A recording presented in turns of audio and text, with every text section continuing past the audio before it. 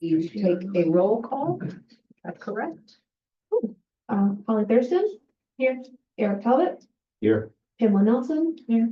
Angelica King, yes. Here. And acting chair Aronson. Here. Okay, welcome, everybody. We're gonna start with the approval of the minutes from the April 22nd meeting. Do I have someone here who can make a motion to approve it? Because we were all here. last Everyone was time, right? Everyone was Okay. here. So someone who can make a motion to approve the minutes? Holly Thurston to make the motion to approve the minutes. Angelica King, a second. You don't have to. Okay, so motion approved. For the minutes from the April 22nd meeting. Okay, so the first new business of the board is BAR 01-2025, which is 13 Bradshaw Drive. The applicant is seeking amendment to a previously granted bar approval for a proposed addition. So do we have the applicant here? Okay, just state your name for the record, please. Sure. My name is Edward Brown. I'm the homeowner of 13 Bradford Drive. You want to walk us through what's changed since the last time we approved? Sure. So there's a couple changes. Should I go through are you just concerned about the exterior changes? Or Well, whatever changes are before this board, which would only be the exterior Only changes. exterior changes. Yes. So in that case, the main change is a change to the siding. So we're going to go with what's set here, crane board solid core as an insulated siding, provides like an R2 value for the house. We have a sample in the back if you would like to see it. So we're And changing. I think it's on the plans as well. There. Yeah. Thank you, that's helpful. So we're gonna do a D7 profile on the first and second floor, and then on the peaks, we're gonna do a board and batten profile. And the color, as you see in the back, is a slate, it's like a bluish gray color. And then we're also updating the corner posts on the house to just a slightly wider, I think. Right now we have 3.5 inch, we're going to go to like a 5.5 inch aspen white corner post. And then in addition, the original plan showed shutters. We're going to get rid of the shutters and just go with the lap siding on the first and second floor. And as I said, the board and batten on the peaks. Okay, board members, any questions or comments? Sorry, the other change is, we're replacing 3 windows on the first floor of the house. So 2 on the east side of the house, 1 on the south side. So it's actually that top right picture right there. Yep, those 2 windows. We're just going to replace them to match the front of the house and replace them with, they haven't been updated since we moved in, so we're going to replace them with Anderson windows. And then same thing for the back of the house as well, that 1 window on the right there. Yep. Was that in our previous approval, the window? No, No. this is why they're coming back for an amendment. Oh, okay, I was under the understanding it was just the exterior color change. Okay, No, okay, so that's helpful. Any other comments before I turn it over to the board? Those would be the changes. Yep. Okay, board members, any comments, questions? I have a question. With the windows that you're replacing on the side, are they gonna be, are you gonna replace like in kind the size of the opening? Are you gonna match the opening or are you going for a Larger opening, Larger so I opening. believe that's to bring them up to code, so they're like egress windows. Okay, so okay, got it. Or will they match the dimensions of the windows in the front? Are those the ones? Not exactly, but very similar. Okay. All right, thank you. Anybody else? Can I get a motion we have a public hearing on this? Yes, can I get a motion to open a public hearing on this item? Bill Maria, make the motion to open a public hearing. First, I second the motion. Okay, is there anyone in the audience or on Zoom who would like to make a comment? If so, please raise your hand if you're on Zoom or in the audience, come forward. I don't see, is there anybody? no, there's No. nobody. Okay. Wait, hold on, let me just see. No. Oh, just here. Okay. Seeing no one is interested in speaking on this item, can I get a motion to close the public hearing, please? Eric Talbot, I make a motion to close the public hearing. Probably be a second motion. Okay. Yes, can I get a motion to approve the item? Holly Thurston, motion to approve, yeah. Angelica Deanna, second. Thank you. We need a roll call. Holly Thurston. Aye. Eric Talbot, Aye. Kayla Nelson, Carla Elliott, Aye. Bill Maria, Aye. Angelica Camganis, Aye. and Acting Chair Aronson. Aye. Hearing no objections, motion approved. And just for the record, who motioned it and who seconded it? Oh, yeah, okay. Oh, I motion. Okay. And a second. Angelica. Okay, thank you. Thank you all. Okay, the next item is BAR 11-2025, 6 Mundet Drive. This is the applicant is seeking bar approval for proposed construction of a new rear yard addition. The applicant here or on Zoom?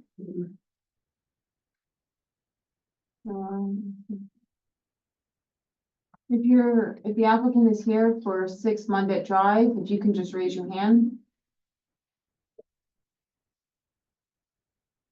Doesn't look like it. And then we come back. I guess we'll come back to this item.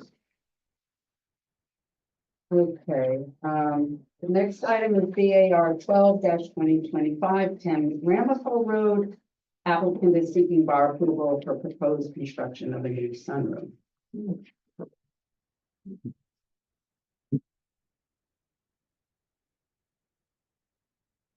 Good evening, Madam Chair and Board. My name is Rocco Socasta. I'm representing BAS Consultants. And with me is Carlton Mitchell, owner and applicant of the property. For the record, I'm also a neighbor. Oh, okay. So what we have here is we have an existing rear deck that kind of wraps around the side slightly at the rear elevation. We're going to take a portion of that existing deck and approximately about 175, 180 square feet and convert it into a three-season room. The existing deck would also get revamped. Structurally, it'll stay in place, but we're going to replace the existing pressure-treated wood floorboards with a composite decking and replace the railings with the white vinyl rails. And then there's, oops, sorry. Yeah, are There's there a color. materials? that- Yeah, the materials, again, with regards to, no, that's not. That's the decking material, is that correct? That's your decking you submitted? Okay. Great decking, the composite. But with regards to the exterior of the addition, it's essentially two walls. It'll tie into the existing house. And it will match the existing gray siding as well as the roofing material. So all materials to match existing. So you said 2 walls or 3 walls? They're essentially, Structure. the structure itself will be 2 walls. Okay. Yes, it'll be a side and rear wall. And it will have 3 sliding windows and an exterior door to get to the rear deck. Board members, any questions? Yeah, and you're extending the basement underneath the submarine. No, it's just structurally, its existing deck is above grade, and we're just going to reconstruct that to make it structurally sound. But we're not going to enclose that area. It'll be open under the proposed sunroom. Gotcha. That's correct. Anybody else? Awesome. Okay, can I get a motion to open a public hearing, please? Maria, motion to open a public hearing. Angelica Deanna, second. Okay, is there anybody here or on Zoom who would like to speak to this item? Please raise your hand if it's on Please. Zoom. No, we don't have anybody on Zoom. Okay, seeing nor hearing none, can I get a motion to close the public hearing, please? Motion to close the public hearing. Oh, there's no second motion. Can I get a motion to approve this item, please? Maria, motion to approve. Decided. Who seconded, Carla? I Oh, second you that. did, Carla second. I second the Okay. motion. All right, call roll. Holly Thurston. Eric Talbot. Stella Elio, Aye. Bill Maria, Aye. Angelica Kim Janice, acting chair Aronson. Aye. Thank you very much. Have a great night. Moving right along. Next item is PB 03-2025, 195C Main Street. The applicant is seeking conditional use approval for a proposed yoga studio. Hello. So, so our yoga studio is at 195 Main, and it will be a community space. We're really excited to bring yoga to the community of Austining. And our hours of operation will be around 8 a.m. to probably 8 p.m. depending on class schedules. Between the hours, between classes, we will be shutting and locking the doors, so there won't be anyone able to enter or exit the building unless one of us or one of our teachers is present. What else can you say about it? I'm Al Randall, by the way. This is Rebecca for my partner. Hello. We should introduce Thank ourselves. you. Yes. Well, why don't I, Valerie, could you just walk us through the, the reason for the conditional use approval and anything we need to know about in terms of approving this item? Yeah, so this application was specifically for a conditional use approval because it's considered indoor recreation as a yoga studio. This application itself does not require, there was a parking waiver provided back in 2018 when this space was identified as part of like a rehabilitation of the building. So this particular use does not require any additional like payment in lieu of parking at this point in time. So really, this is really just for this board to kind of review the use that's being proposed and if there's any concerns in terms of like the characteristic of like the neighborhood or just in terms of what would be the effect of that particular use in the building. I think for the most part, I think this is a pretty simple situation, but it does technically fall under indoor recreation. Do we know what other uses are in the building? Just I'm curious. It's a mixed use building, so there's some residential and some retail What's service. the ground floor use? Which I'm just so I can like Can picture. picture it in my head. Do you know where the Verizon is? Mhm. Across the That- street? That building. No, that's one of the first floor. Oh, there's. There's and there's Verizon, a- one of those vacant. Nova 21 Beauty Supply. Oh, okay. Yeah, Yeah. so Okay, we're in the back, so you actually have to enter through like Broadway, so our entrance Oh. is by the aqueduct. Oh, okay, that's interesting. Yeah. So you're not even coming in on Main Street. Mm-hmm. Okay. I That's believe from Main Street, it's a restaurant that's there. There's a Peruvian restaurant there. Ahi Lima, okay. Oh, yeah. That's helpful. Thank you, Joe. Right, and just to let you know, like the section 270-51 that typically deals with conditional uses, it has things for you to consider, such as the proposed structures, equipment, and materials shall be readily accessible for fire, that the proposed use of the location will be in harmony with the appropriate and orderly conduct of the district, that the proposed use will be consistent with the requirements of this chapter. Proposed use will not overload any public water, drainage, or sewer systems, and the proposed use will not result in excess off premises noise, dust, odors, solid waste, or glare, and that the use is suitable for the property in which is being proposed. Board members, do you have any questions? This is just a curiosity, but that's accurate. There are 4 bathrooms in your space. That's the whole building, so Oh, okay. yeah, so we have one bathroom. I was gonna say 1,200 square feet. Okay. That'd be great, but We have have an illusion of another bathroom. Okay, okay, so you're that one. Okay, got it. I think for the most part, like they provided, the documents that they provided were from the prior approvals, so. That's pretty much it. Okay, anybody else? Any other questions or comments? Do we hold a public hearing on? this? Okay, Yes. can I get a motion to open a public hearing, please? Bill Maria, motion to open the public hearing. Holly Thurston, I second the motion. Is there anybody in the audience or on Zoom would like to speak to this? If you're on Zoom, please use raise your hand, the Zoom hand. Oh, there is a hand? All right, hold on. I'm gonna promote you, Health Smart Pharmacy. Okay.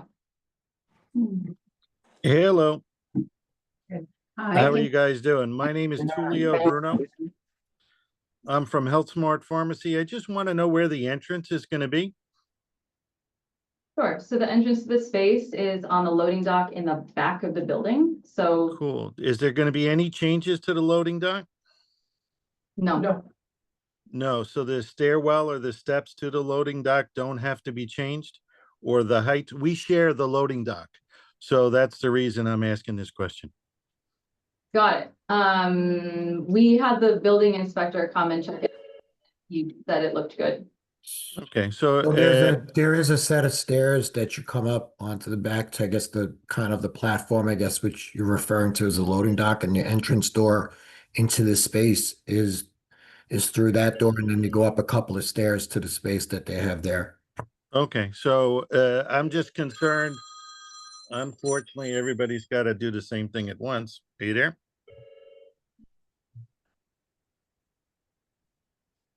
Hello, are we there? I almost lost you. No, we can hear you. Okay, cool. So the change is not going to do anything to the loading dock, because my concern or our concern was the height of the loading dock and whether that would stop or prevent our tractor trailers from backing up to the loading dock. No, we're not changes, zero changes. Yeah. Zero changes. Great. Thank you very much. Then I look forward to the exciting space being utilized. Great. Come take class. Come take class. Thank you. You're welcome. Thank you. Anybody else? If not, can I get a motion to close the public hearing, please? There's some motion to close. Greg Talbot, I second the motion. And can I get a motion to approve the item, please? Motion to approve the item. There's my second thought. All right. Holly Thurston. Eric Talbot. Aye. Kayla Nelson. Carla Elia. Aye. Phil Maria. Aye. Angelica Kanganis. Aye. And Acting Chair Aronson. Aye, and I guess hearing no objections, motion approved, correct? Do you want to call 6 Minute Drive again? See if they're here. Okay. Thank you. Thank Good luck. Okay, trying again for 6 Monday Drive. Is there anybody here or on Zoom? Please identify yourself if you're on Zoom. Okay, we will move on to continuing business of the board. First item is PB 01-2025 and bar 10-2025. 1 Van Cortlandt Avenue, and the applicant is seeking approvals for subdivision, site plan, and BAR for proposed subdivision of property and construction of 3 multifamily residential apartment buildings. Maybe. Actually, I'd like to turn it over to Valerie and Tony first, maybe to walk us through the issues, if that's okay. Sure, why don't I just kind of, just sort of summarize where we are right now? And then we can talk about issues, but basically at the last meeting, the board, raised a number of concerns with this application and then was referring it over to the village board to deal with the telecommunications, requirements that all structures need to be outside of a certain perimeter. The applicant then revised the site plans. Then the applicant can walk you through the revised site plans. So the structures are no longer, the residential units are no longer within that setback area. But this still will require a referral to the village board, or we at least believe so, Karen, based upon the readings of the law.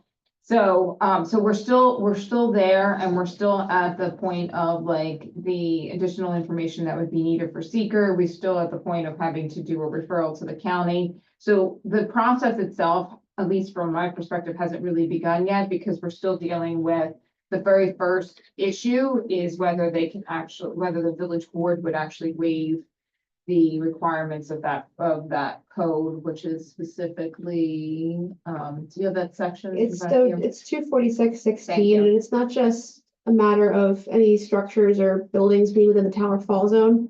The code actually requires a setback equal to the greater of the underlying district setback or the tower height from a property line, and since you're creating a new property line through the subdivision, you have to have a setback from that line. So it's up to the village board to approve that. So we should go to the village board Yes. first before we come back to you guys. Okay. Right, I mean, I think the other thing too is it probably would be worth this board taking a look at what it is that they're proposing right now to see if you even have concerns with the general site plan. I mean, there's clearly needs to be technical stuff done as associated with this. But like, I think it'd be good for the applicant to hear whether this is even something that this board feels is appropriate for this particular location. So at this point, we would focus on site plan and BAR issues or just site plan? I think site plan, just to give this indication of whether, Okay, this board's even in support of this particular layout that's even being proposed. I mean, there's still a lot of issues with and the, Tony, yeah, did you like wanna engineering. tell us? Well, the other issue that keeps coming up, of course, is, this 9A, this state. It's not a normal right of way. They actually own this piece of land bordering it. There's a 100-foot setback from that. So that somehow has to be worked out. But you can't have anything within that 100-foot setback, and that's, almost the That whole. would be a variance, right? That's an area. I don't know, Because it's makes not, that's a zoning. with it, yeah, I guess, right, that would be the zoning board. Right, and there are a number Allow of that, variances that are also required as a result of this particular project, including impervious coverage. The density, they're proposing 8 dwelling units per acre, but they haven't identified the amenities. So that's another potential, well, they don't even be able to vary that, might have to reduce it down to 6 units, so there's still a number of items that this applicant needs to, look at in terms of issues for the site itself. And also sidelines, you show the sidelines, one of those sidelines goes to the neighbor's property, and it seems like it's wooded. So if that was the route, you'd have to get an agreement, because that would have to be maintained, that sideline. So I don't know, I think I had a comment, maybe look further into it, provide sightline profiles.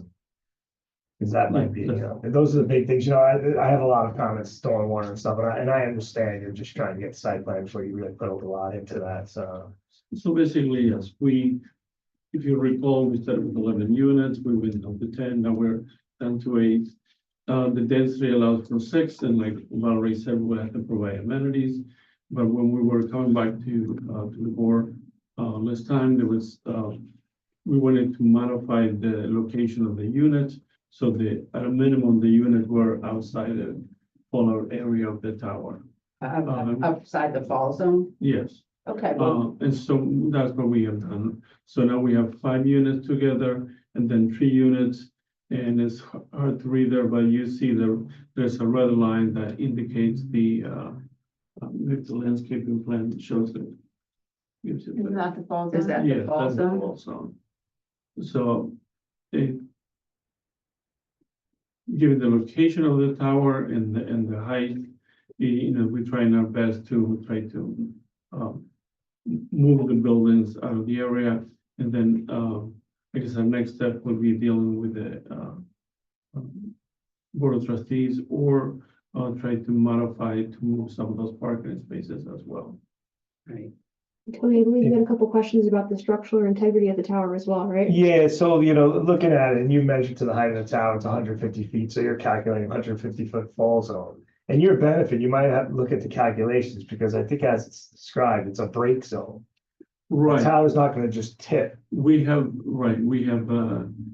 inquired as to who installed the tower and how was installed. So that was one of our, we were hoping to make that argument to the board of trustees that the likelihood of the tower falling as one piece is. Yeah, it's like there's a certain break zone height. I'm not a structural, I don't know much Yeah. about structurally, but yeah, so it might get reduced, your zone.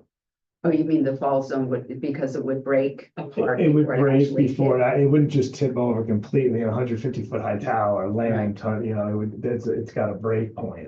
Again, I don't know. Some so- are designed to collapse straight down, but since this is a really old tower, I'm not sure if this is one of them. Yeah, I don't, yeah, Yeah. structural. But you're implying that that would reduce the breadth of the fall zone so that there may be less of an impact on the playground and the park. Yeah, but if it's read that it is to the property line, you're still gonna have an issue. The property line's right there, so I don't know how much that would help you. And can you talk about the easement a little bit, what that is, what the purpose of it is? The easement, the shaded area, is meant to, that's a parking area that we wanted to make sure we still allow the existing building to use that for, emergency use. How So come, the shaded area is, part of the larger lot, but the building will still have access to it for traffic. yeah, so- I'm sorry, go ahead. no, I was trying to raise that as why even have that? Why not just have the lot line?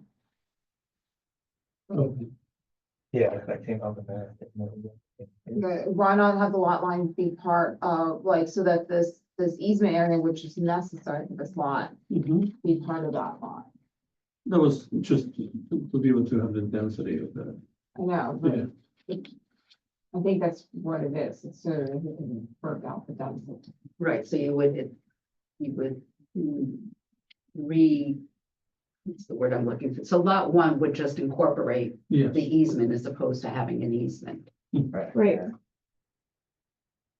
And I guess I thought the density issues were on lot two. I mean, lot one doesn't really impact your density issues, does it, for the development site? No, Well, it makes the lot area, not Right. implying it, yeah. I see. so the lot in itself for the area, the PRD requires 3 acres, but the lot in itself is 1.85 So you need a lot of variances for coverage. and you yes. need some other issues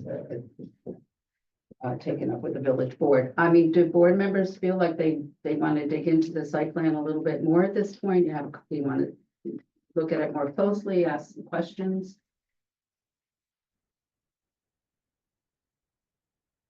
Is a state setback rule? Because the state owns Route 9.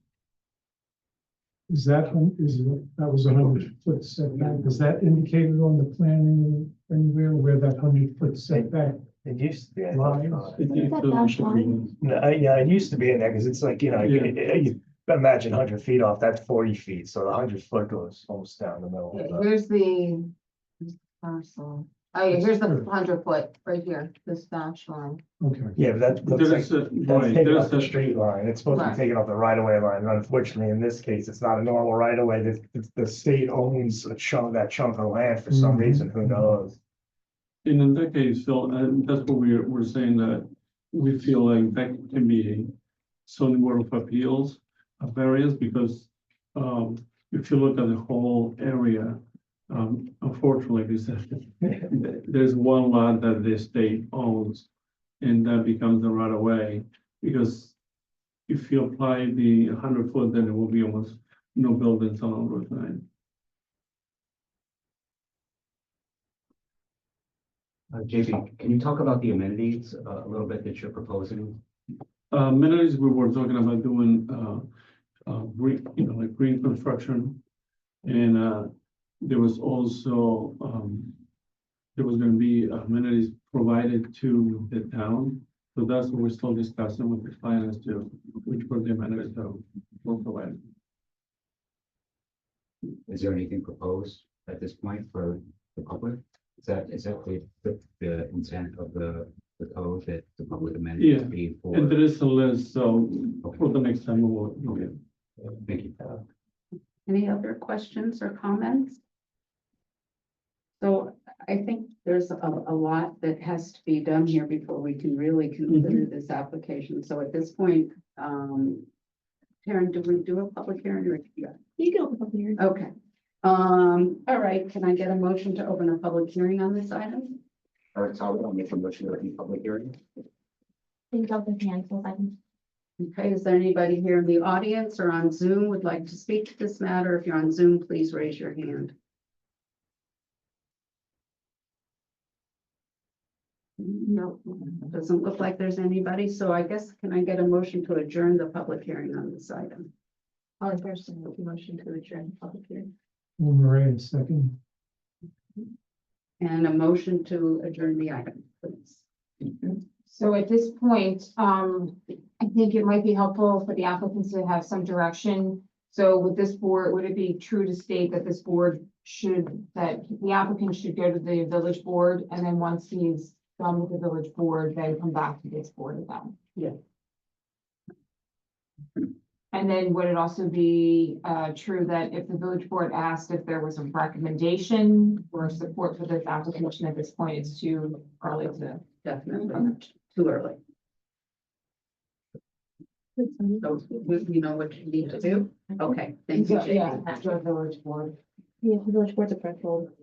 Oh, but I meant before coming back to us, but they go to something. I think they should come back, Yeah. we finalize. If they can't, if the village board doesn't approve the setback to the property line.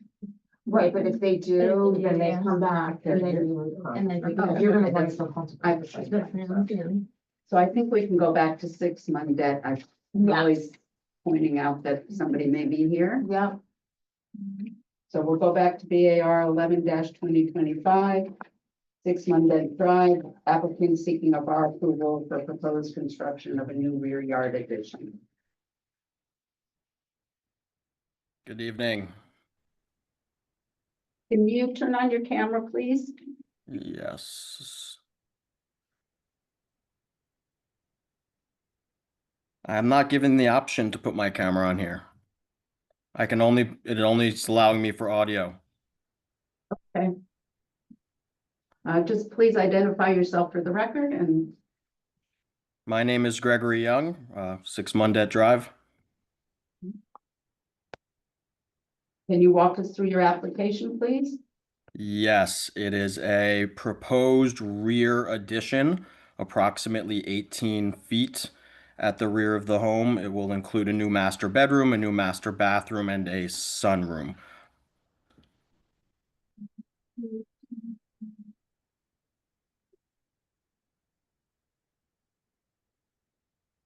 Just pulling up. There's an existing approved portion of the plans with regard to the non-addition of the home. So the renovation of the kitchen and a half bath.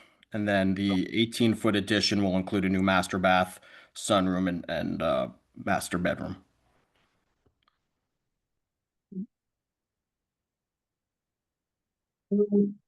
Before I turn it over to board members for questions, I just had a quick question. The leaders on the addition will be the same, they'll be white? Correct. It will be matched to and like kind. Thing? All the leaders, the siding, and the roof. Okay. Board members, questions?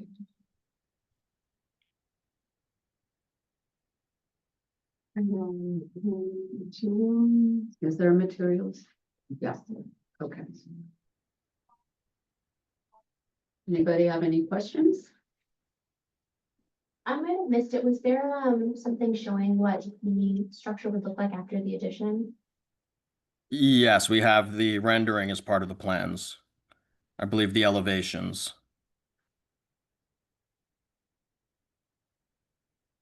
So that's marked there where the existing and new portion is. It will be, for all intents and purposes, an identical, but for the added space. Can you, what I can't really tell from this, if you're looking at the front of, from the side, I see the garage there. Is that sort of space between the garage and the main structure? That is that? That space already exists. It's about 6 inches between the house and the garage. That's already existing. We're just going back past it. Okay, so it's actually from the front, nothing will change in terms of looking at the property. Correct. You will not, if from the front of the property, you won't know there's an addition. Okay. Anybody else? Okay, if nobody else has any questions, can I get a motion to open a public hearing, please? Bill Moran, motion to open a public hearing. Eric Talbot, I second. Is there anybody here in the audience or on Zoom to speak to this matter? And if you're on Zoom, please raise your hand. Okay, I don't see anybody, so can I get a motion to close the public hearing, please? Holly Thurston, motion to close the public hearing. Bill Moran, second. Okay, and can I get a motion to approve the application? All right. Wait, the motion, sorry. I got excited. Probably Okay. make a motion to approve this application. Like there's a second motion. That's right. Holly Thurston. Aye. Eric Talbot. Aye. Ewan Nelson. Aye. Carla Elio. Aye. Phil Maria. Aye. Angelica Kanganis. Aye. And acting chair Aronson. Aye, and hearing no objections, the motion application is approved. Thank you. Thank you so much. Okay. All right, so we'll go back to continuing items, which brings us to Planning Board 02-2025, 26-34 Main Street. The applicant is seeking site plan approval for alterations to create an adult use dispensary. Everybody, so. Of course. Second, please. Good evening, Andrew Schreiber from the law firm Holland Schreiber LLP on behalf of the applicant. Ryan LaGudice, I'm the applicant on the property. Michael Bernardino, architect. I'm sorry, maybe I'd like to just turn it over to Valerie and Tony before we start, just to see if there's anything that you should be aware of. Sure. I mean, I think in terms of our review, I think the things that we were highlighting at this point in time really focus on the parking spaces, and we asked for some additional information as to whether the parking spaces are actually solely the use of this particular the leasing and this particular tenant as opposed to the whole entire site. And then the other thing that we raised in our memo was the hours of operation, because right now the New York State cannabis law says the hours of operation shouldn't be restricted to less than 70 hours a week. But we were just raising the fact that whether that, needed to be open at 8 o'clock in the morning, the applicant can speak to that. And then the lighting and stuff that we requested some additional information on, the applicant did respond saying that there's no additional lighting and that the storage in the interior of the building is to remain storage. Okay. Tony, anything to add? Thank you, please go ahead. Thank you. And thank you to this board. I can see how much you do your homework and how efficient you are in moving these things through. I'm hoping that we can make this a short night for you, based on what was just discussed by Valerie. Thank you. With respect to parking, we've submitted further documentation confirming what we said at the last meeting, that we have exclusivity with respect to the spots. We submitted, and I believe it's been agreed to in the follow-up correspondence in terms of the non-conforming grandfathering issue. With respect to those spaces, they've been used exclusively in that regard. We have a landlord letter also now submitted that confirms what the tenants confirmed, in addition to the relevant page from the lease that specifically says that it's exclusive use. We have Michael here to further corroborate the calculations per code, but we've included those in our submission, and we're not looking to belabor this any further on any of these issues. So I'll just be succinct about each of these points, but please, by all means, if there's any concerns, throw them our way, and we want to make sure we resolve this tonight if we can. With respect to hours, I do want to just note, and this is just a matter of preserving the record. It's not at all to ruffle feathers, so to speak, just that It was noted, correctly that as a matter of the village's own procedures, it does not regulate retail hours.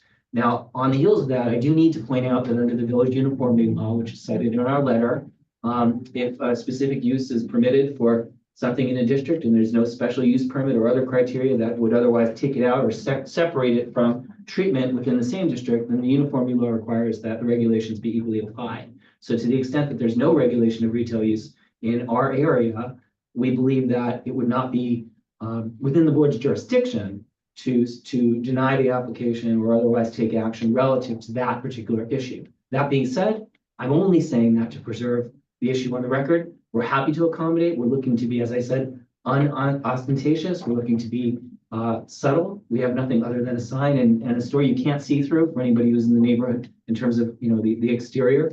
And in that same spirit, and in the spirit of hopefully getting this done tonight, we've agreed to reduce the hours from 10 p.m. to 8:30 p.m. On 6 out of the 7 days, with the only exception being Saturday, up till 10 p.m. We note that the neighborhood bar, which is in the area, operates late into the night. By my client's estimation, he thinks it's around 2 a.m. that they were open, I guess in the past week.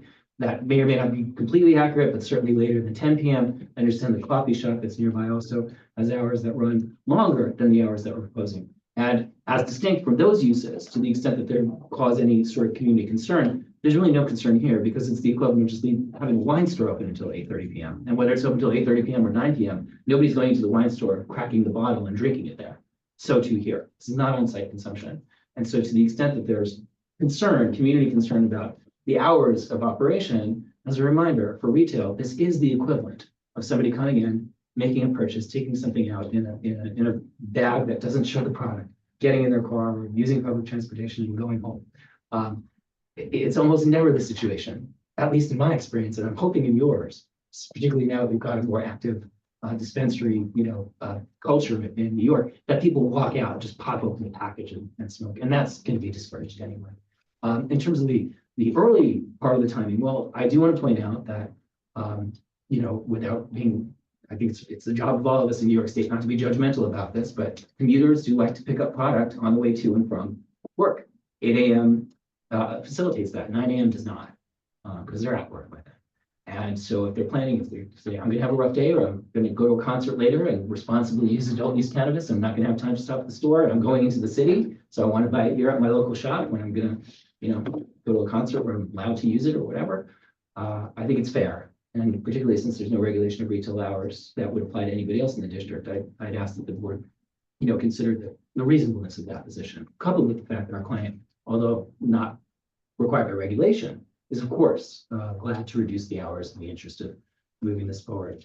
Can I just stop you there and just clarify, so it's for the record? So what you're saying, Monday through Friday, 8 a.m. to 8:30 p.m. Correct. Saturday, 8 a.m. to 10. To 10. And I didn't know that. Oh, 10 a.m. So, Right. 10 a.m. People get up later to on Saturdays. 10 a.m. to 10 p.m. And Sunday, are you open Sundays? 10 to 8:30 p.m. Okay, Sunday, okay. And weekends are pretty important for this Yeah. business. Got it. It's also better just as a matter of functionality because you don't have parking issues on the weekends. And generally, that's when people like to do these types of stops. I believe we have collaboratively narrowed this down, funneled it down to these last two issues. And I believe these last two issues don't really leave any open questions. And if the board's in agreement with me, with no other issues being extant, I would be asking for a vote of approval tonight. Okay, I'm gonna open it up to board members for questions. I noted last time we were talking about a grand opening plan. We submitted that together with the paperwork, and that was submitted a couple of weeks back. By the way, we know, obviously, our submissions that came in today, I've just outlined verbally for you everything in those submissions. So there is nothing that you don't know, that there's no further information that we have to give you that would preclude you from acting tonight. And the only reason they got here today was because we received the reports we were just talking about, I think sometime Thursday afternoon. And with Memorial Day weekend, honestly, I had to find my parents in Florida, and I did work over the weekend to get it back to you. But that being said, we've answered it. Anybody else? Ask when I'm watching the weed store. Oh, sorry. Probably a good time to meet. Sorry. Does somebody have a comment? We like to say dispensary, but sure, weed store, whatever, Uh, whatever flavor you like. any other board members, questions, concerns? Sorry, I just want to clarify, because I think last meeting, it was said that the state law was that you have to be able to be open at least 70 hours, but then we're saying that it can be at max 70 hours? No, it's at least Oh, at least Yeah. 70, okay, Yeah, that was what I But they originally were proposing 94 hours. got it. Okay. So we've come down. And I mean, we're obviously not the binding authority on the hours, so they could change. You could change your hours in the future without anything that, input from this board. It's more sort of Technically, yes, responding to comments and concerns. we want to be good neighbors. Right. Yeah, that would be a condition of approval on the site plan resolution. If you're agreeing on the record to those hours, then that would go into your resolution. And if you wanted to change your hours in the future, you can come back and request amendment. Right, the last Yeah. cannabis dispensary also. We did the same allowed, thing. yes. Okay. And then I also noted from my notes that we talked about incorporating, limiting the size of delivery vehicles on the site plan. I don't know if that issue has been discussed further. Addressed and included, the plans have been submitted with a revision reflecting that note and understanding that that note is also a condition of approval. And council, to your point, I did kind of say in my letter, essentially what you just echoed, which is that we're fine making the hours a condition of approval, but we would ask you to keep an open mind. Should we come back later? Because I suspect, just a suspicion, that if we're open for 6 months or a year and you all see that this is moving exactly the way we said, we think it will, that you'll be okay if it turns out there's a demand and it helps spread out the hours to keep it open a little bit later. But again, we're not here. It can always be amended, absolutely. Okay, before we go to a public hearing, is there anybody else who wants to weigh in?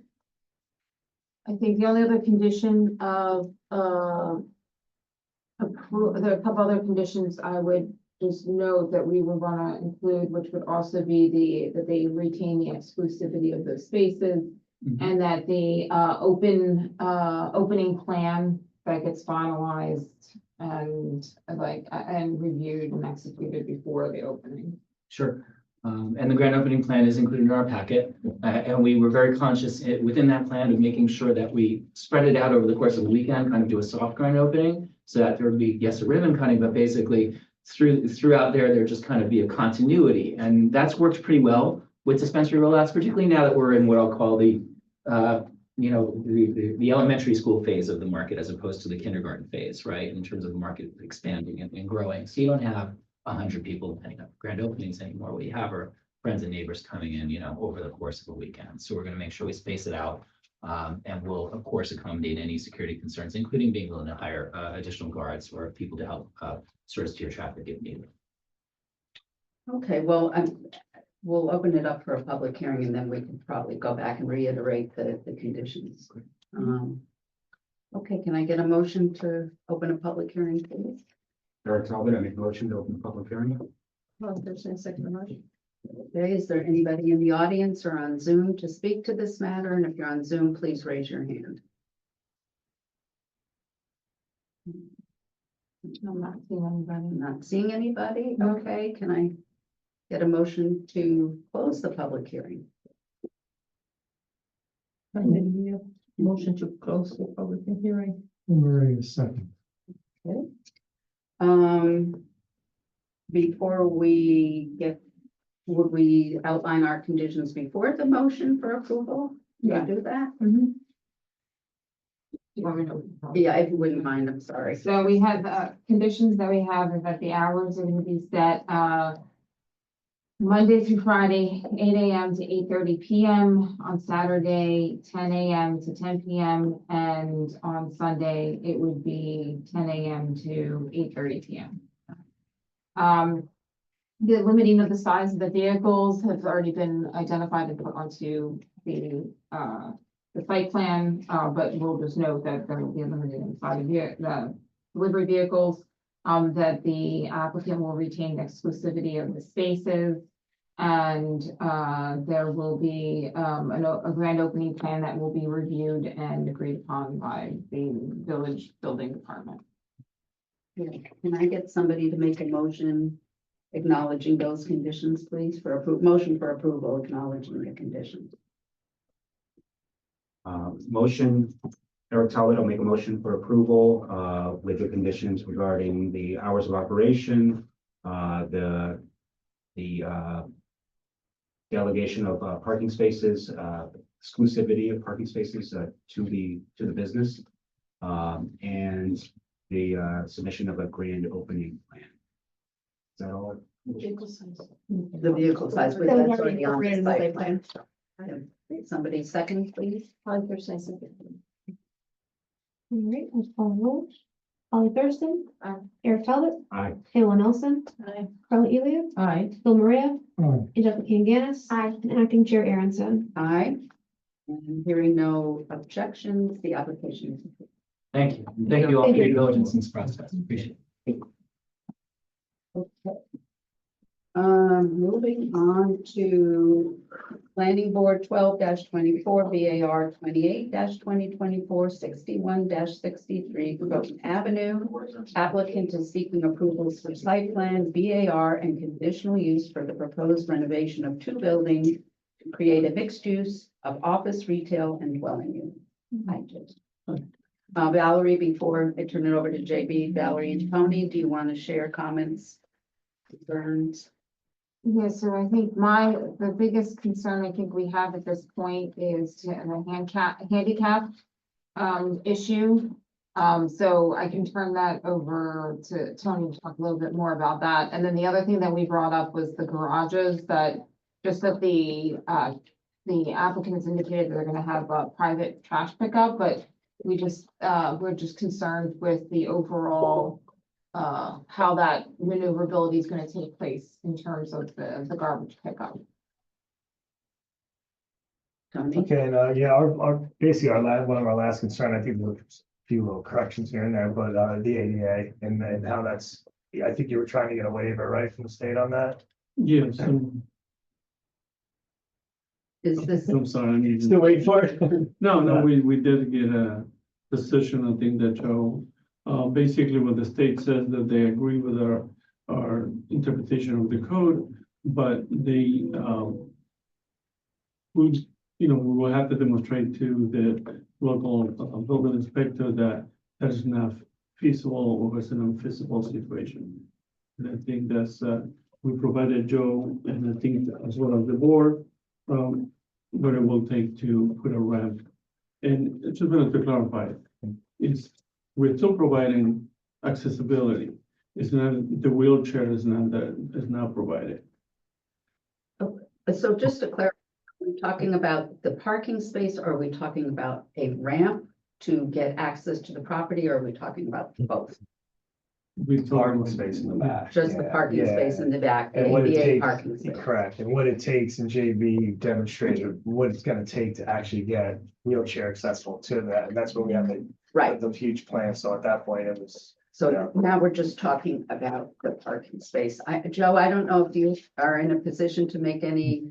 Yeah, well, I did, here's some of the ADA, so here's some of the language they have. It says, when full wheelchair accessibility is not feasible due to structural reasons, the ADA still requires reasonable measures to ensure access. So therefore, you can do disability, do other types of provisions for disabilities, like using crutches or having vision or hearing impairments. So they do things like you could provide strategies like tactical signage, auditory cues, or other type of assistive devices. It also goes on to say that when it's considered also what's not feasible is this means making changes that will not cause undue financial administrative burdens. So I believe, the terrain and the amount of incline you'd have to get to that front door with what's been demonstrated by the size of that ramp and how much, it would probably cost financially to install just to have a parking space with somebody with a wheelchair. It seems like to me, it meets kind of the criteria for what's considered not feasible, especially because this is an existing building. And if this was a brand new proposed construction, you can make any provisions you need to put ADA accessibility for wheelchair access. When you have constraints of the property and already existing buildings on there, I mean, it was proposed to try to put a parking space in the front. That did not work out because he couldn't create a wheelchair access aisle. He did go to the Board of Trustees and they refused to use a handicap space on the street in front of the building. They denied that as well.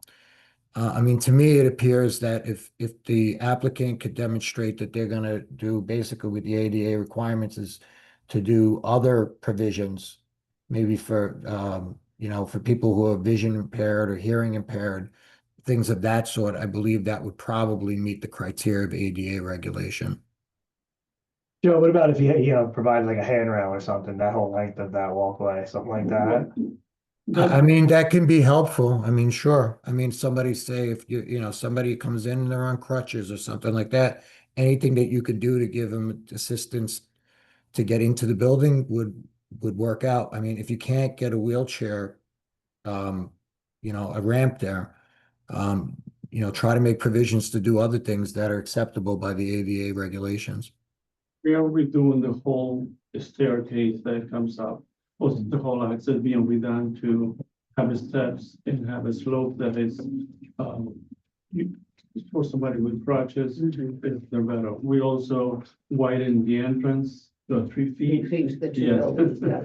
And we Yeah, also, if you get down, we also provided a accessible ramp in the front to access the building. So those are, we feel this is all area that we have improved. And also when it comes to the removal of the garbage, and we do show that there's a vehicle that I can turn around. The garbage is being stored inside one of the garage doors right now. And that's the garage has been used that way right now to store the material. So we do feel that removing the garbage and being a private company, they should be able to do that. And when it comes to, I think the ARB, I think we kind of went through all the changes we needed to do. We changed it. We met the board on that. We On this need side, the VAR. the VAR. Yeah. I think the last item was to make sure we painted the trim of the front brown. In the brown, right, correct. And we show the 3-foot Yes, dimension. yeah, can we pull that up just so board members can see the new, the separation between the two buildings?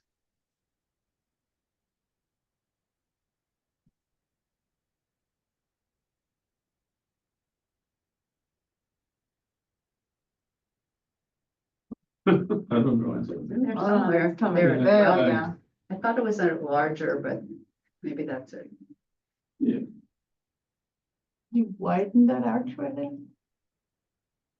Just, it's between the two buildings. Yeah, did you widen that? Is that the 3 Yes, feet? it was 2 foot 8 inches. We widened it to 3 feet.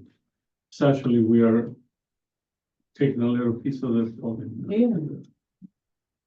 And it's helpful to see the ramp from the parking space. Oh, this is- Or there's not a parking space in the front anymore, but that's the Yeah. accessible ramp, okay. Do board members have other questions? I mean, we've worked really hard on this and you've been very responsive. We've taken a lot of time with this project and I think we've brought it pretty far along and probably gone as far as we can. But I'd like to hear if other people have any more comments or concerns.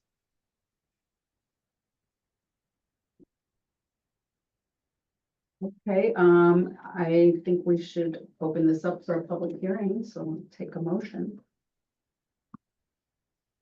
Bill Maria, I make a motion to open a public hearing. Okay, is there anybody here to speak on this item? Either here or on Zoom, and if you're on Zoom, please raise your hand. Okay, hearing, seeing no one, can I get a motion to close the public hearing? I need a motion to close public hearing. Bill Maria, second. So before we take a vote on approving or moving to approve this item. I'm just a little unclear. Would we make the ADA, you're still waiting for approval from the state or not? No, the state has deferred to To, the building to the inspector. local municipality, so. Yeah, and I mean, if JB, you calculated out, based on to make the ramp code compliant, what the total length of that ramp would need to be, correct? Yes, it's over 200. It's, Yeah, I mean, that to me is kind of unreasonable. Anyone in a wheelchair that can basically wheel themselves or with somebody pushing them that kind of length is probably not feasible to begin with.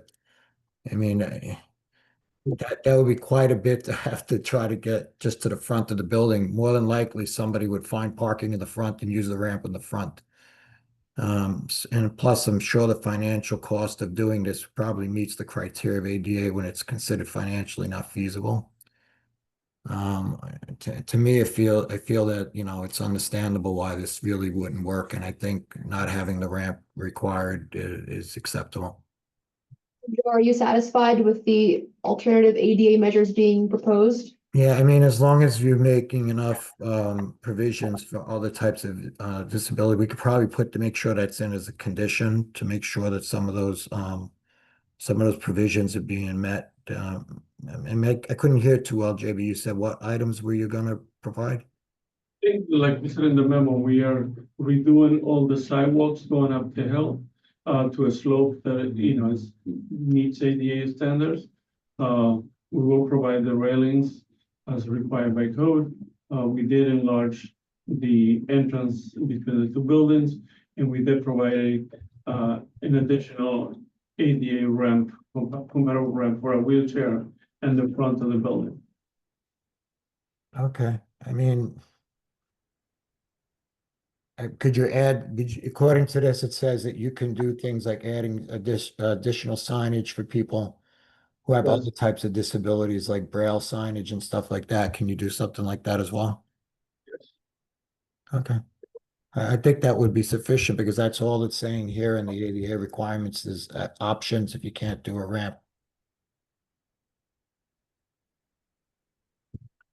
So, excuse me, so do we need to make that a conditional? Yeah, and I would recommend that be a condition that these additional items are like, the plans get updated just to reflect Yeah. all those additional items. Okay, so yeah, I mean, again, I just want to state that, you know, this building is sat vacant for a really long time, so I appreciate everybody working really hard to get to this point. And so that being said, you know, returning the property to an active use, can I get a motion to approve the item with the conditions? Oh, wait, there's a couple other conditions I Oh, want to okay. just add. Also that restricting the size of the garbage trucks, that they'll just demonstrate, and they need to identify what that would be for because that driveway is so narrow. And getting like a full-scale garbage truck down there, we just have a little bit of a concern on that. You know, you're talking about like 11-foot driveway. And then the other thing is lighting. All lighting should be no higher than 3,000 Kelvin. Yes. I also had noting the hours of operation. I don't know if that's something or dates are, I guess it'll be in the back, the parking lot. For For the the hours garbage. of, well, the hours of operation for the lighting. Oh, right.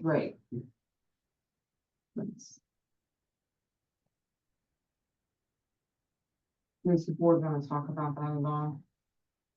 I guess I'm not familiar with that as a condition in terms of, so when the lights can go on and how long they can stay on. Is Well, I that guess the what you're- brightness too, sometimes it brightness, goes dim. right. I just noted it in case anybody does have an issue with it. I mean, it is kind of set in the back. Right. Sometimes parking lots can be pretty bright. Mm. You know, all night. So. Does anybody have an opinion? We did provide a photometrics, it has the cloud, so. Yeah. So, I mean, it shouldn't affect.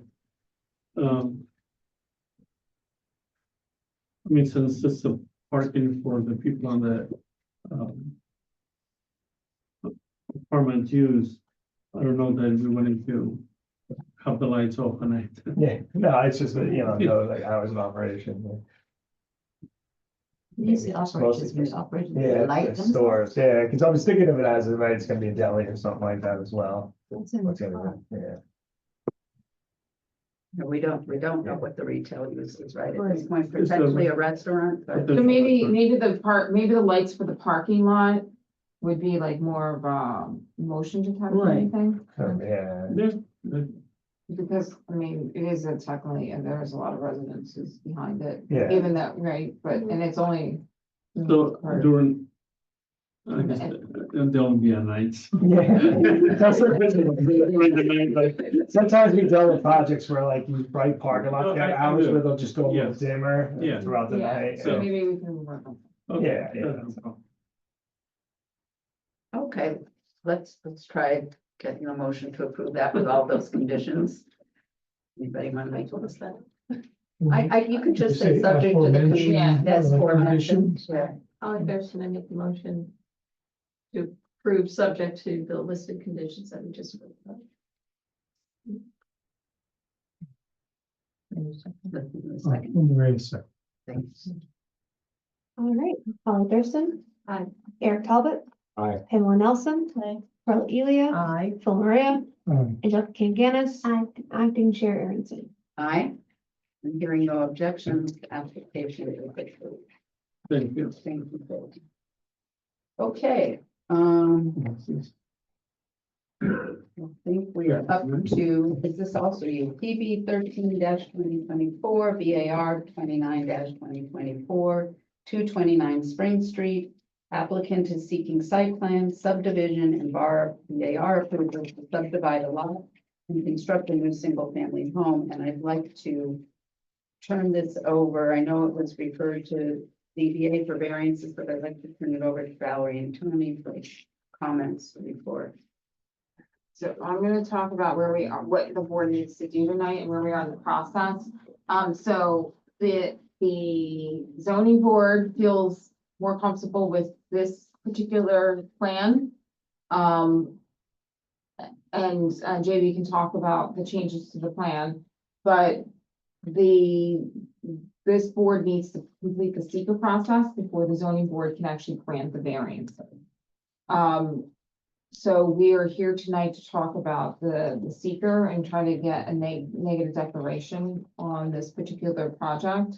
But there are a couple other just overall planning items, and that really deals with the trees removal and landscaping.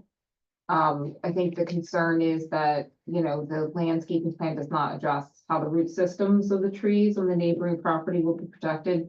Specifically, a couple of like these bigger trees here and the root system. So that's something that you're gonna wanna take a look at. And then everything else is basically, I think, more engineering at this point than anything. Okay. If I can give you a little bit of history with, oh, I'm Yeah, sorry. do you want me to go? On our end, there's just a few little cleanup things, a little bit more. We need to list a little bit more information on the SWIP. There's some stockpiles that seem a little small. So it's basically drainage, it's stormwater testing for the site, because you're doing infiltration, so we're gonna want to see that Yeah. to make sure you have the infiltration depths. But other than that, you know, nothing really past that. Stormwater, just a little more detail on the stormwater. So when we left the planning board, went to the CBA, if you recall, we have been working towards getting kind of eliminating the lot size variances for one lot. So we had done that, and in the process, we had eliminated some of the payments. So there was kind of a parking in the garage, in the proposed house, and a parking outside. When we went back to zoning, and we went through the sizes of the average size of the lots in Madison Avenue in the neighborhood, it was preferred that we reduce the size of both lots, or we increase, have variance on both sizes, on both lots. And in that way, they felt that both the lot sizes were comparable to the average of the neighborhood. And then it will allow us to, one, move one of the parking spaces from the front of the garage on the side and the proposed. And then they suggested that we do tandem parking. They will leave it that, be part of the variance in order to reduce the amount of coverage that we did. So that's reflected on your site plan? Yes. We actually went I couldn't say informally, but this past month we did show the zoning board this, even though they couldn't You're okay take with action this? on it anymore. Okay. Is there anything else that JB should answer for us before we start talking about the seeker? No.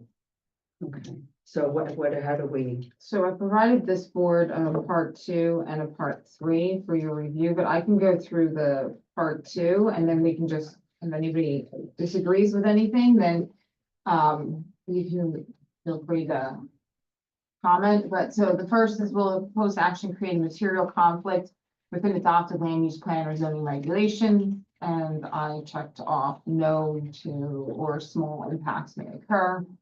Will the proposed action result in any change in use or the intensity of the use of the land? I again said no or small impacts may occur. Will the proposed action impair the character or quality of the existing community? Again, I said no, single family home. Will the proposed action have an impact on the environmental characteristics that cause the establishment of the critical environmental area? I said no or small impacts may occur, although the EAC does need to review this for LWRP consistency, so we do need that in there. But that's a little bit different, and I think we can move forward because that's just a recommendation, and I'm fairly confident that they'll have a consistency review for this. Will the proposed action result in an adverse change in the existing level of traffic? Again, no or small. Will it also, will the proposed action cause an increase in the use of energy as it fails to incorporate reasonably available alternative conservation or renewable energy options? Again, I said no or small impact. Will the proposed action impact existing water supply or wastewater treatment utilities? And again, I said no, small. Will the proposed action impair character or quality of important historic, archaeological, architectural, or aesthetic resources? None of those were identified as part of this review process. Same thing with wetlands, water bodies, groundwater, air quality, flora, fauna. Those were all no. And then will the proposed action increase in the potential erosion, flooding, or drainage? I think we're dealing with that as part of the stormwater. And then will it create a hazard to environmental resources or human health? And I said no. So the document you have before you just sort of summarizes the reasonings, and at this point in time, if this board is open to, you can issue a neg-deck. You know, I took a look at the part 3 and it looks fine to me. I don't know if other board members have any questions or comments.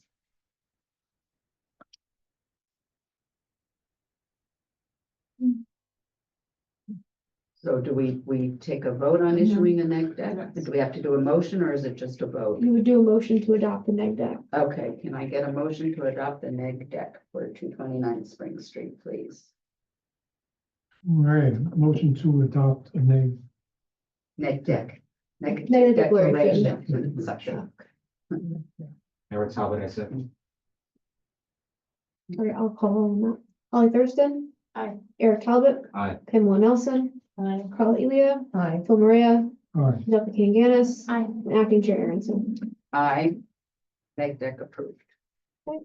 So the next steps would be then, Going back to the zoning and then finishing, responding right to both Tony and Mara's comment, and including we do need a plat at this point. yeah. Of the plan, yeah, You need just to mention. right, come back with a new subdivision plat, is that correct? Okay.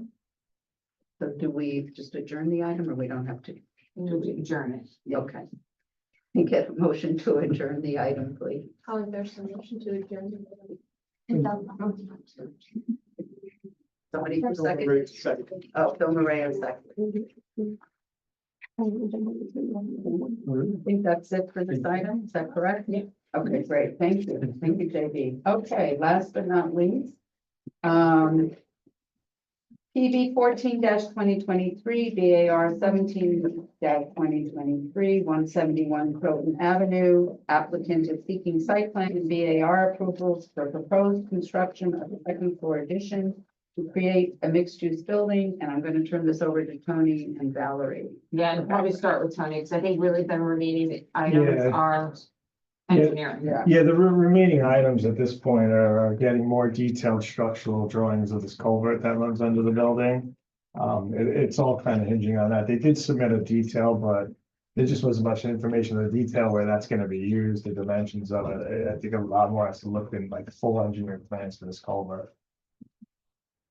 So that's really the remaining item And on our end. do we, but we can't, we need to make a secret determination, but we can't do that until we have the information on the culvert. Is that correct? Yeah, I mean, it's one of those things, it's a risk if you go ahead with this and they find that other structural components have to be tied to the building or it changes the building, and you're changing the building and coming back to site plan. So Right, this was one of the items that when we, I prepared like a part 2 at some point in time, and I think the board at that point felt that they really wanted to deal with the culvert and Right. have that sort of. I can, assuming that they resubmit more detailed plans, I can, for the next meeting, prepare part 2 and part 3 for this board's consideration.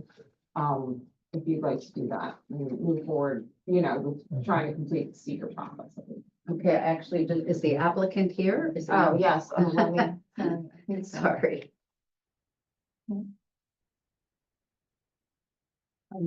Mike, do you want to speak to?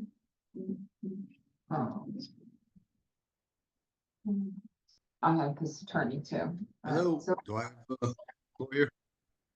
Okay, I mean, I just want to be, before we hear from the applicant, I just want to make sure that Tony and Valerie don't have anything else to add. No. Okay, so I don't know who wants to speak, but please identify yourself and go ahead. And if you can turn on your camera, that would be great. Could everyone hear me? Yes. Okay, I'm having problems with the camera. I believe our attorney should be here as well. Mr. Cotto, are you here? Yes, I'm here. Okay. Yeah. And Pat, are you here as well? Yeah, I'm here. Okay. So what is it that you wanted to speak about exactly here? I don't know if you heard our consultant's comments, but basically at this point, I don't think we can move forward until we have more detailed information and plans on the culvert and On the culvert. yeah, and Yeah, so Pat Costabile, I'm with the engineering company. So yes, we're gonna give you more plans, but we were looking into the pre-manufactured culvert like as recommended. But we found that the cost of it is just unbelievable. So and the weight is tremendous. So to try to get it into the building, we'd have to do some very tricky maneuvering with some heavy machinery. So we're back to the constructing it, from scratch. So, Repairing it, essentially. Yeah. So, yeah, those drawings will be forthcoming. I may be misspeaking here, but was there a comment that was in the consultant's paperwork that said that it may be feasible to basically move on with this and kind of leave this as a condition later on? Like in other words, go through the planning board and allow like the building department to deal with this, or does this have to get reviewed at the planning board? Am I misspeaking, or did I see something in relation to this? No, we have it. We said we would be amenable to it, but there is that risk of if it changes the building in any way, site plan approval, you'd be changing the site plan. And I think also the point the acting chair was making was the board has to do an environmental review of this project. And to them, the repair of the culvert is included in their environmental review. So they'd like a little more information about that, so they can complete their environmental review to finish up the process here. Right. So let me just ask you a question. So the culvert repair, we had an engineering study done of you know what's there existing, and you know truthfully, we really don't know what's you know what the extent of the damage is inside that culvert until you get in there. So I don't understand how we can make a determination on you know the repair Their as methodology. yeah until that actually the construction actually happens, you know, for you know, as Joe, you know, as he said, the building inspector said, we'll have to come back. If the building has to change, we have to come back. So, I mean, yeah, I just, you know, I don't see it. I mean, I don't well, see how we can, you know, give you if we're those- repairing it in kind, in other words, if we're not changing the shape or the structure itself, I don't see how it would change anything. It's underground. How would it, just out of curiosity, how could it possibly change the building itself? I think this is the first time this is being discussed now that it's just, we're gonna repair and tie. So maybe one more, like, submit what it is that you're proposing to do, and then at that point, we can probably try to wrap this up. Okay. Pat, what do you, I mean, I guess we could draw up some kind of detail, and if as we, you know, did this work, if the site conditions don't apply to the detail that we drew up, I guess we would just have to go back to the drawing board, and then at that point, we'd have to just involve the building department and resubmit some kind of an addendum or a supplemental yeah, plan. I mean, that's the only way I could think of, unless the building inspector has another idea. I don't know. Well, I think you have to submit to us what you're proposing to do there, because remember that building's been closed a while. I'm sure if you're going to whatever you're planning on using it as may still need a site plan approval, but if you're not putting any addition on it, I'm sure the review from Kellett Sessions and from Valerie will be different than what they have as a review now, because you were putting a second floor addition on this, which posed other issues that they had concerns with. Yeah, so, and we're asking for full engineered plans, because then we're gonna bring in a sub-consultant, you know, structural sub-consultant to look at this. But I just want to keep in mind, if you are gonna construct this thing in the stream and not use, you know, box culverts, you're gonna have to bypass the stream. And that was one of the concerns. When you say bypass the stream, you mean like pump it beyond where we're working, like a pump down, a pump out? Yeah, whatever however you propose it, because you're gonna have to bypass it as you're, you know, forming it out and pouring it.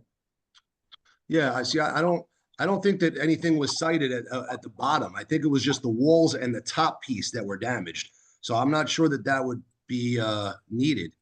I mean, based on the information that we have, there was no damage to the floor. There was nothing ever in our plan to change the floor of it. It was just the walls were cracked, I think, on one side, and the header itself, the top piece, was collapsed. So I think those were the only components that would really require repair. So I'm not sure that a pump out would really be necessary if we weren't disturbing the footing of it. Well, that would have to be determined, because we don't know if maybe the walls are cracking because the floor is giving away in the culvert. You see, I don't know these things. You know, I don't know if anybody's been in there to really structurally look at this thing. Oh shoot, did I lose you? Don't Are worry. you guys still with me? Yeah, we're still Yeah. here. Oh shoot. I think it's pretty that we need more information than just the piece of paper that we're looking at on the screen right now. And Okay. I mean, that would be helpful in many different ways in terms of moving this project forward, because we do have to do our environmental review, and then we need our engineering consultant to weigh in. And so there's a bunch of different things that need to happen before we can sort of go any further. But I want to just open it up to board members and see if you have any other comments or questions right now. So excuse me, Ms. Chair. There was a comment regarding the parking that we're gonna we opted to go to the town board to pay for the additional parking that we're shy. but that has to be a recommendation from your board. Right, and that is something I think council has advised us that we could act on that tonight. If you Right. could just explain to the board what it is you're asking, and then board members could have a chance to weigh in terms of whether they're comfortable moving forward with that piece of this project. Yeah, I think, Mr. Cotto, can you elaborate on that? Yeah, I spoke to Stuart Kahan this afternoon, and the two issues that my client, Michael Bonfiglio, had indicated to me was, number one, the parking. Just wanted to know how that worked, pay in lieu of parking. And Mr. Kahan explained to us the process, what's involved. And he indicated that it first has to be approved by the planning board, and then it's recommended, a recommendation is made to the Board of Trustees. So that's the extent of my conversation, Mr. Kahan, and Mr. Bonfiglio was part of that conversation. I don't know, Mike, you want to add anything else? Hello? Well, I mean, Yeah. the concern from my, could you hear me? I'm sorry, my internet is a little unstable. Could you guys hear me? Yes. Yeah, I hear you, yeah. Okay. So I guess my concern is just that if we continue to go through this thing, and obviously, money is a factor, right? Paying for, council, paying for our engineer, paying for the town's engineer. I just don't want to get so far in this process and then kind of kick the rocks down the road just to get denied the parking. That would be like a major setback. So I was just wondering if that could kind of just be, I guess discussed or kind of decided, what that recommendation would be. That's what we're trying to do right now, and I think what would be helpful is if somebody could just remind the board of how many parking spaces were required by zoning, how many you're proposing, and how many the payment in lieu of parking would actually result in terms of parking spaces for the site. Yeah, That would we could just scroll to the site plan, the S1, so that we could go to the zoning chart where the parking stuff is. Yeah, that's right, yeah, right there.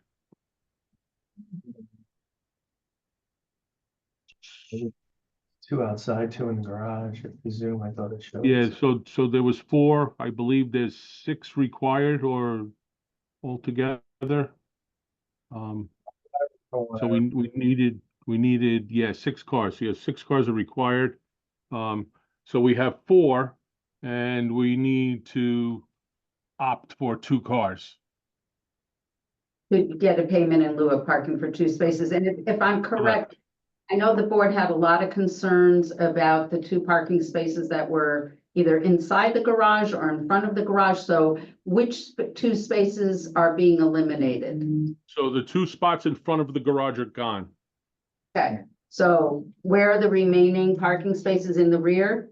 Yeah, oh, in the back of the property, yep.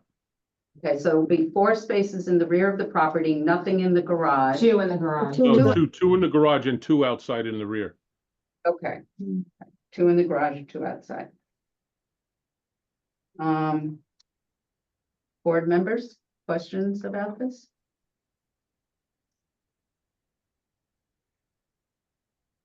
Is it sure the building is at the back? Sure, the actual building itself. I can do it. Right in there. Oh, it's that piece then, okay. Yeah. I think the only thing is that there's a lot of parking that usually is being done on that site now.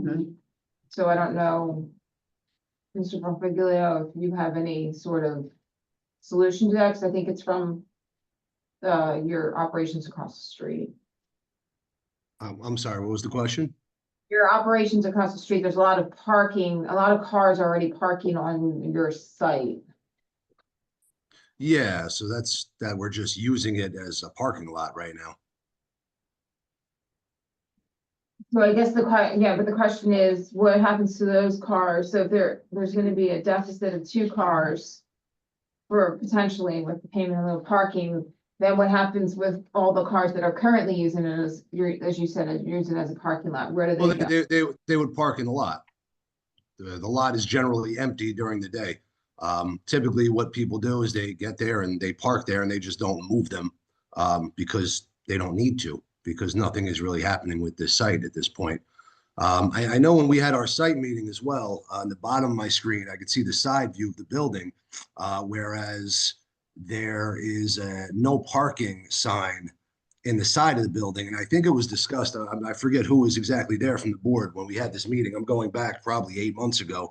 And we also discussed some additional parking that could be added to the front of the building because that curb cut would disappear. So, I mean, essentially the village could, if it wanted to, add probably 2 spots on the side, probably 2 spots in the front as well. So that may be an option for the village as well. Well, I'm a Just little to add more street parking, I'm saying.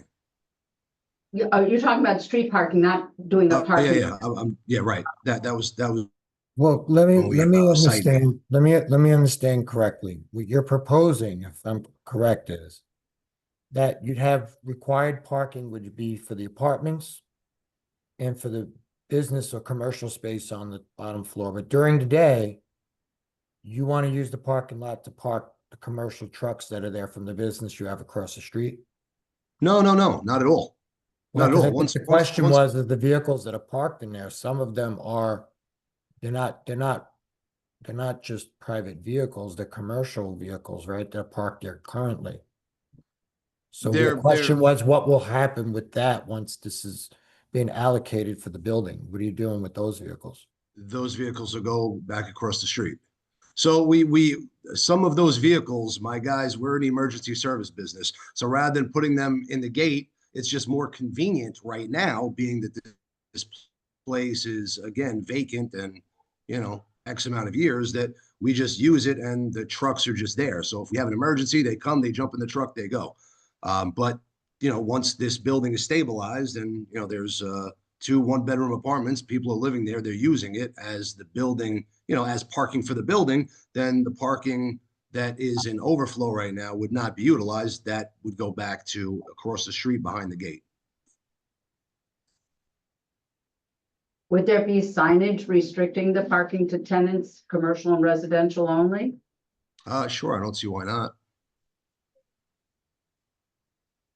So would this board also want to recommend, if this board recommends the payment in lieu of parking to the village board, you could also recommend the village board look to add some additional on-street parking, if possible. Board members, comments or thoughts about this proposal?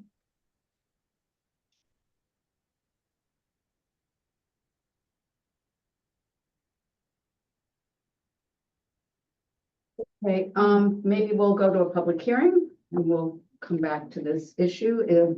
Could I get a motion to open a public hearing on this item? Bill Maria, motion to open a public hearing. Eric Talbot, I second. And we have somebody. Yeah, hi, I'm Dennis Santucci, Austin resident. My property abuts the property on 173 Croton Avenue. This is 171. On that plan, you see where he has the garbage cans right now? He was showing something, I mean, it's hard to see on the computer, but he was showing something about lowering the elevation for the parking so you can get into the garage. Is that correct? I'm asking the board. The slope of the driveway. The up slope of into the driveway. I think we talked That was about on it. I think they went back to ramping up to the garage. I think originally they were gonna drop that grade down and park in front of the garages, but now I think I don't But think then it was the slope was too steep. to park on, so that's why they moved the parking. And that's why they're asking for those 2 spaces, because they couldn't park in front of that garage on that slope. So there's no grading at all. No, they're not cutting down the ramp that's there now, because they have to still get into that garage. That's the ramp you're concerned with, that ramp yeah. And what's the distance from the, my side? I don't know, I think that's the east property line where the garbage cans are to where the garage door starts. Right there where the arrow is, that distance from my stone wall to where the garage door starts. Right there. Oh, then that ramp, I think. It's on the floor plan. What did you say? He said it's on the floor plan. Oh.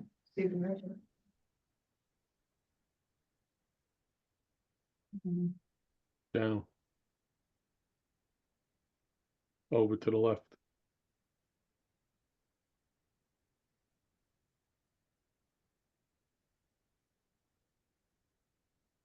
So it's 4 feet, it's 4 feet to the building, and then there's 1 foot and change to the wall. It's 4 foot from the stone wall to the, No, it's not 4 feet from the stone wall, it's 4 feet of the building, and then there's 1 foot to the stone wall from the building. I think that's not accurate, but, I think when I measured, it was more like 30 inches, and your garbage cans are over 30 inches. So No, that- no, no, that's existing, that's existing, we're moving the door over. Okay, and can we see a cross section, a cross section of that area, that you're not lowering the parking anymore? The grade? Do you have is there a grading plan? Which plan would be the grading plan? At the end, At the end, okay. yeah. He's looking for a section, I think. There's right? absolutely no hardship here for him to be requesting parking. There's plenty of parking in the front of this building, and they're not utilizing it at all.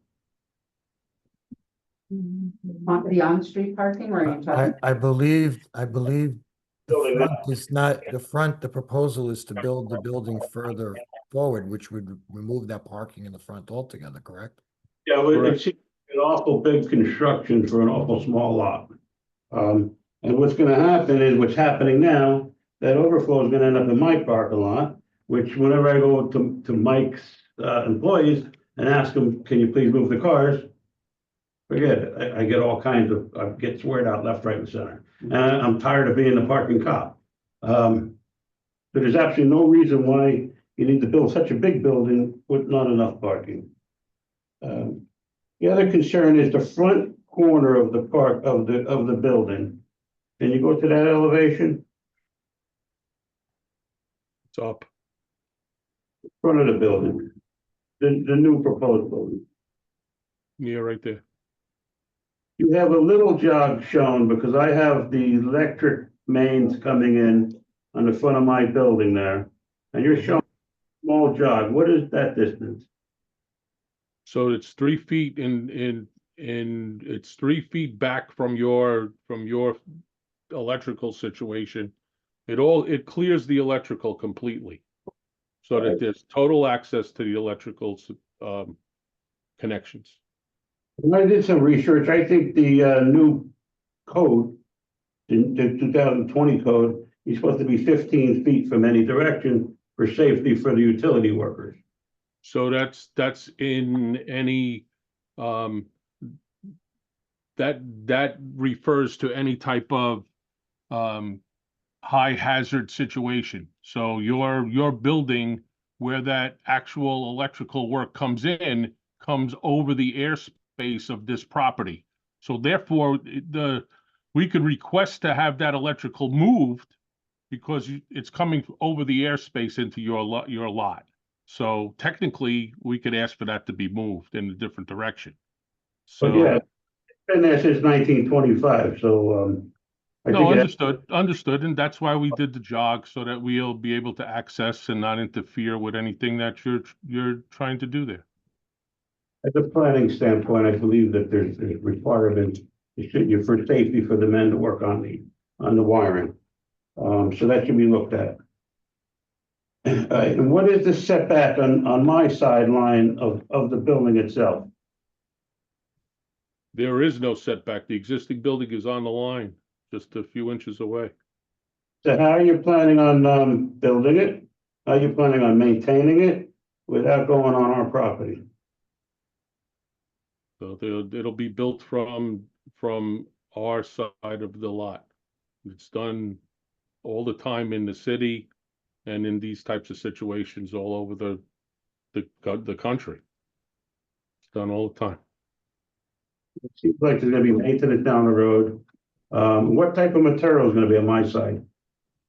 It's brick. It's brick. It's similar to what you have on your building. You telling me they're not gonna have to go on my property at all to install that brick? They shouldn't. Or whatever. And the parking, you're talking about, having this applicant go to the zoning board. Not the zoning board, the village board. It's not a variance, it's a request to The pay. for village board? Yeah, Right. So they're gonna make a payment in lieu of parking. So is that payment coming to me? Is it gonna be monthly or what is it gonna be? Because like I said, they're gonna be in my parking lot, Nobody's going in your parking lot. right? And as far as I don't think you should move forward until you know what's going on with the brook. Because that's gonna affect my property also, I would imagine. Those are just, some comments. Thank you. Yeah. Anybody else to speak on this item? Is there anybody on Zoom to speak? So raise your hand. No, I think it's there. I don't think so. Okay, can I get a motion to adjourn the public hearing, please? Rick Talbot, I'll make a motion to adjourn the public hearing. Okay, so I guess the question before the board members is whether people are comfortable moving forward with a referral to the village for the payment in lieu of parking. That would be the only part of this project that we would move forward with at this time. that's public hearing, correct, before the village board? No, I'd have to take a look. I have it right there. Okay. If I may, there's another issue regarding, garbage refuse. Okay, I spoke to Mr. Kahan, like I said this afternoon, and the problem is, we have an issue regarding paying for private sanitation. Mr. Khan expressed that it's common for the board to, in mixed-use property, to have the owner pay for private sanitation. But in our case, I think we're kind of like in a different scenario. It's not, can't paint a broad brush. This is a small structure. It's 2 apartments and 1 commercial. We did some research that Mr. Bonfiglio could indicate after I speak, but showing that we won't produce as much, more refuse or garbage than a 2 or 3 family home that receive, sanitation from the village. So we want, respectfully, we want that you consider that, we fall under that, instead of getting a private sanitation, that it would be under the public sanitation with the village. Talk to Yeah, I'd have to Paul talk to about Paul. that. but I can't do that. I would think you'd have to speak to Paul Fraioli about that and get his take on it. Okay. He's in charge of the sanitation, right? I know that.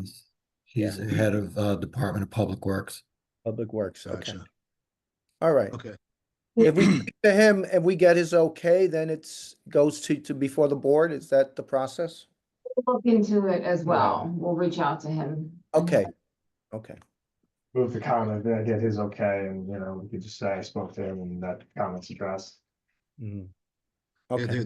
there was an email that was sent to Stuart Kahan today, and he said he had forwarded it to necessary people, but I don't remember Paul Fraioli being on that list of people. I could be wrong. But the email basically had our research and 3 online resources that would show that the building will produce less than a standard 2-family home with a 3-bedroom over a 2-bedroom.